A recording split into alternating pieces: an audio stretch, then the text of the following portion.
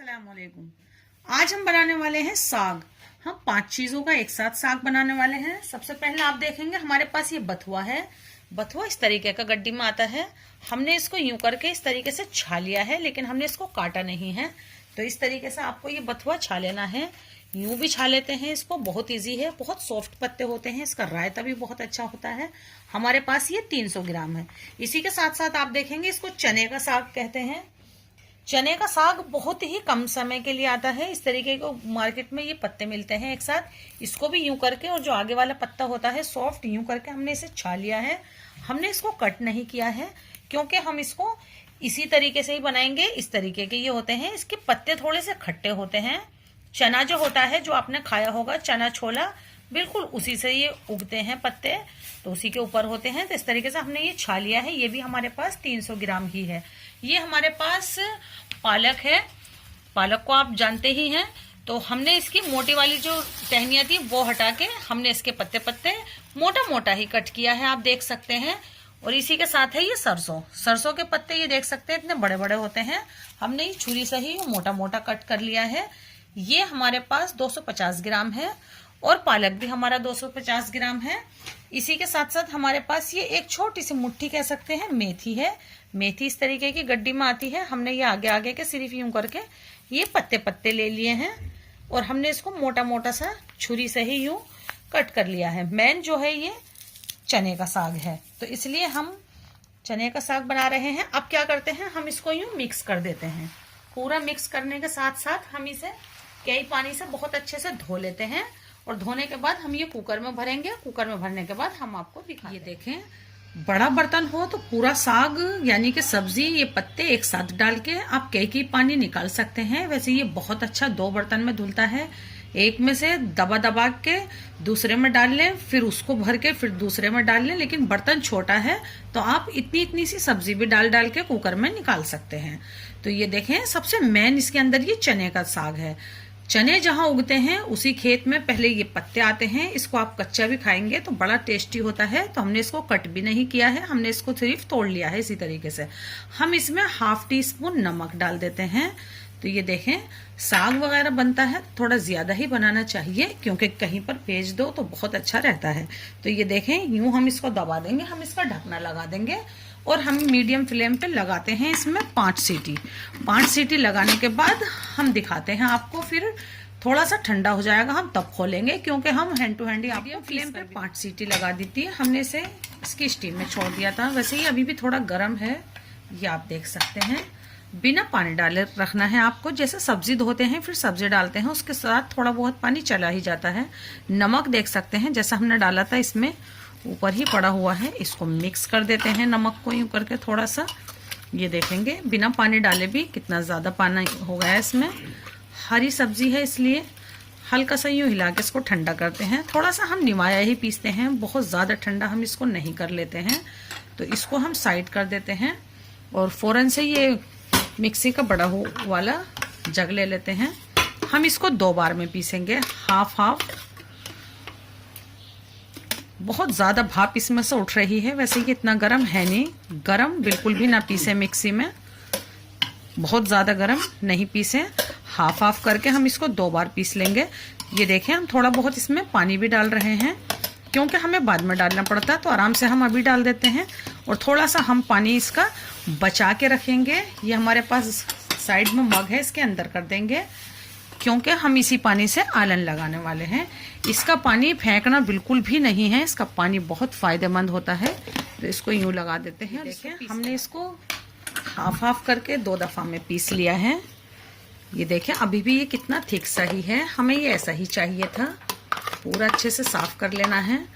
गरम गरम को जो पीसते हैं, इसकी पत्तियां एकदम से सॉफ्ट ही रहती हैं, ठंडा होने के बाद हार्ड सी हो जाती हैं।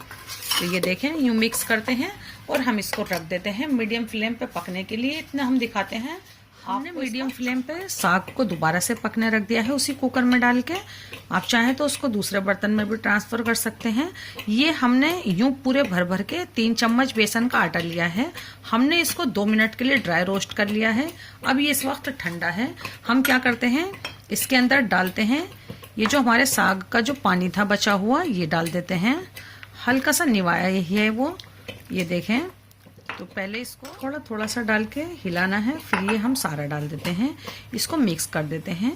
साग में हमारे उबाल आने लगा है फिर से, उस वक्त क्या करते हैं हम ये डालेंगे। इसी के साथ आप देखेंगे हमारे पास ये लहसुन की चटनी है, हम 1 टेबल स्पून इसके अंदर डाल देते हैं और ये वाली हम छौंके के साथ भूनेंगे। थोड़ी सी और डाल देते हैं, ये देखें, तो इसको मिक्स कर देते हैं। इसको कहते हैं आलन। इससे हमारे साग का जायका भी बढ़ जाता है और थिकनेस तो बहुत लाजवाब हो जाती है। तो फौरन इसे डाल के रखते हैं। पहले हम आपको दिखा देते हैं छौंका, फिर हम आपको गैस पे दिखाएंगे पकते हुए। ये हमने एक मीडियम साइज की प्याज ले ली है छौंके के लिए, और हमने ये 30 लहसुन के जवे ले लिए थे। लहसुन हाँ थोड़ा ज्यादा जाता है इसके अंदर। और ½ टीस्पून हमने जीरा लिया है, थोड़ा सा अदरक लिया है, उसे भी कट कर लिया है। 3 से 4 ये रेड चिली ले ली है और 5 हमने ग्रीन चिली ली है।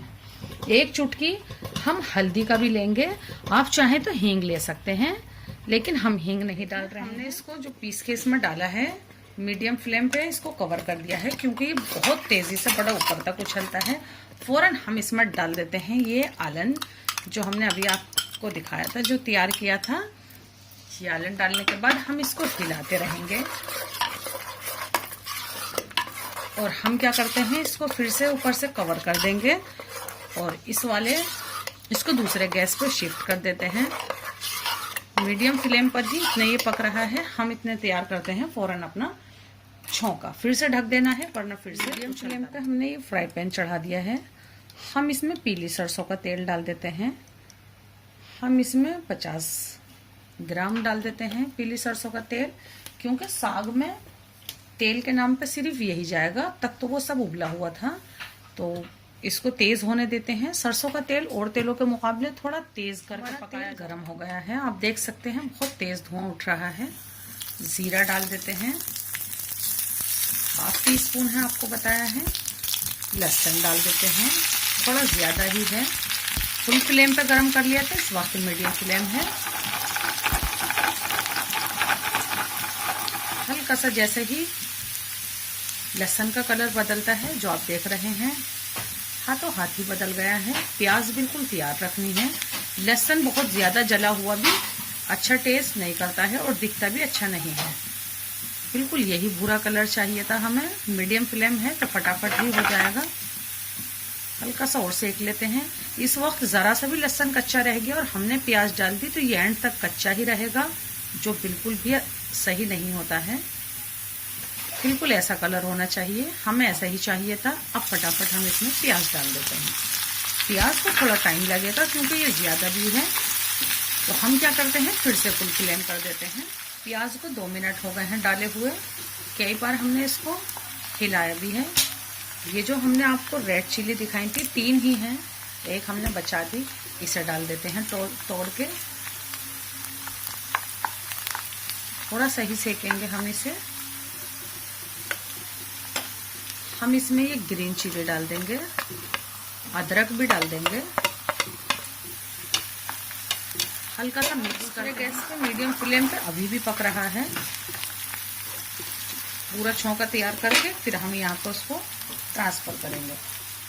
इस वक्त हम डाल देंगे हल्दी पाउडर, जो मैं ये कहूँगी कि बहुत ज़रूरी नहीं है, लेकिन हम कलर के नहीं फायदे के एतबार से डाल रहे हैं। हल्दी सर्दी के मौसम में बहुत फायदेमंद होती है, तो इसको हम सेंटर में ही डाल देते हैं, क्योंकि यहाँ फुल फ्लेम है तो अच्छे से भुन जाएगी ये। हल्दी के फौरन बाद हम इसमें डाल देते हैं, जो हमने आपको नहीं दिखाया था, कश्मीरी रेड चिली पाउडर। इसको देगी मिर्च भी कहते हैं, पेपरिका पाउडर भी कहते हैं। बस ये डाल के थोड़ी सी देर ही हिलाना है। फौरन हम इसमें डाल देते हैं ये लहसुन की चटनी, जो हमारे चैनल पर डली हुई है। इसके साथ आप कोई भी सब्जी या फिर आलू के चंदे बनाए हुए हैं हमने चटनी के साथ, ये बहुत लाजवाब है। ये सिर्फ 5 ही चीज़ों से तैयार हो जाती है। नमक को हटा दो तो सिर्फ मिर्च और नमक के साथ बहुत जल्दी तैयार हो जाती है। तो ये देखें, लहसुन की चटनी थोड़ी सी हमने कच्ची भी ऐड की थी, उसका जायका अलग आएगा और इस भुनी हुई का अलग आएगा। अभी हमने नमक सिर्फ उबलती पत्तियों में डाला था, या फिर हमारी लहसुन की चटनी में नमक है। छौंका डालने के बाद हम चला के देखेंगे, नमक कम हुआ तो डालेंगे, वैसे नमक बिल्कुल भी कम नहीं होगा। तो अब इधर लाते हैं साग। ये देखें हमने थोड़ा सा लहसुन और डाल दिया है इसमें, ताकि फोटो थोड़ी अच्छी सी आ जाए। पूरा छौंका एक जगह हो गया था। हरी मिर्च काट के ज़रूर रख लें, क्योंकि थोड़ा सा कम ही तीखा बनाते हैं हम ये, तो हरी मिर्च ज़रूर काम आती है। तो ये चने का साग इस तरीके से बनाइए, हमारे तरीके से बनाइए, मक्का की रोटी या फिर गेहूं की रोटी के साथ ये बहुत अच्छा लगता है। अल्लाह हाफिज़।